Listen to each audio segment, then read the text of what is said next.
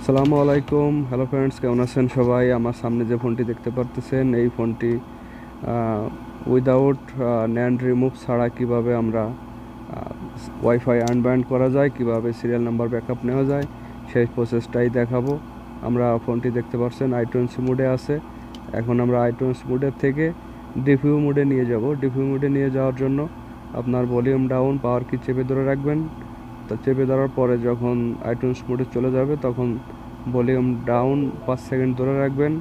আপনার ফোনটি অটোমেটিকলি ডিভিউ মোডে চলে যাবে।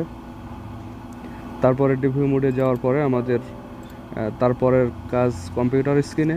আমি এর পরবর্তীতে এই ভিডিওর লাস্টে কম্পিউটার স্ক্রিনে দেখাবো কিভাবে আমরা কাজটি করতে সক্ষম হয়েছি।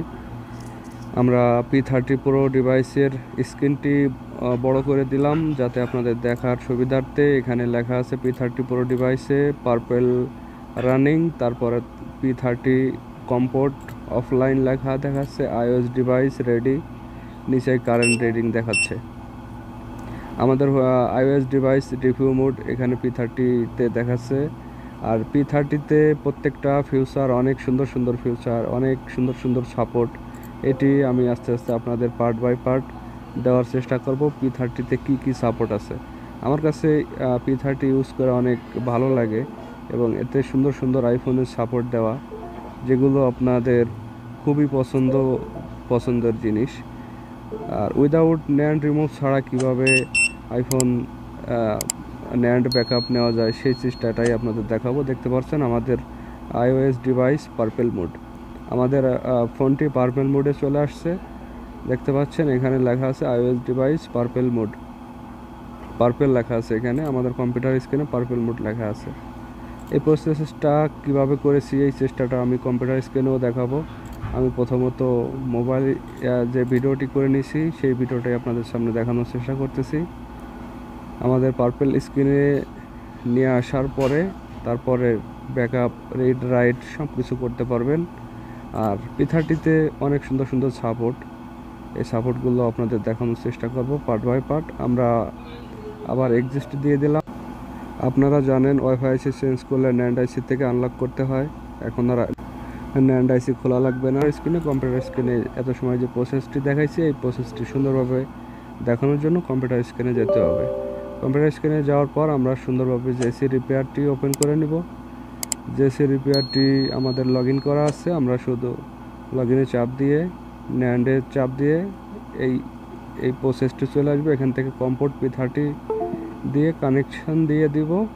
দিয়ে দেওয়ার পরে আমাদের ফোনটি যদি ডিভিউ মোডে থাকে, আমরা তো আগেই ডিভিউ মোডে করে রেখেছি, এখানে লেখা আছে phone is detective, please click the purple screen.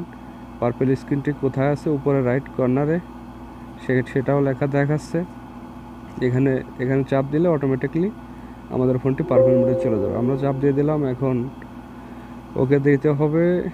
ওকে দেওয়ার পরে detected iPhone 7 B box is booting is iOS device. এখন বুট করতেছে। Boot successful, iBoot file, sending boot file, সম্পূর্ণ প্রসেস নিচ্ছে। আমাদের প্রসেস নেওয়ার পরে আমাদের ফোনটি পার্পেল গ্রিন স্ক্রিনে চলে যাবে। এত সময় এর আগে যে ভিডিওটি দেখাইছিলাম সেই ভিডিওটি গ্রিন স্ক্রিনে চলে যাবে। গ্রিন স্ক্রিনে যাওয়ার পরে আমাদের কাজটি এখানে congratulation the iOS device has successfully, আপনাদের পার্পেল মোডে চলে গেছে। এখানে আমাদের সেই সিস্টেমটা দেখাইছে। দেখানোর পরে আমরা এখন ন্যান্ড আইসির ব্যাকআপ রিড রাইট সম্পূর্ণ করতে পারবো। আমাদের ন্যান্ড আইসিটি 228 GB এখানে লেখা আছে।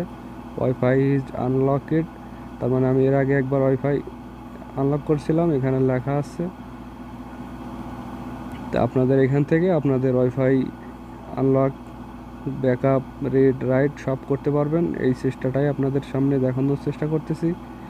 আর এটা আপনার উইদাউট ন্যান্ড রিমুভ ছাড়া আপনাদের ওয়াইফাই আইসি এবং আনলক এবং আপনার ন্যান্ড আইসি রিপেয়ার সম্পূর্ণ করতে পারবেন ন্যান্ড আইসি খোলা ছাড়া।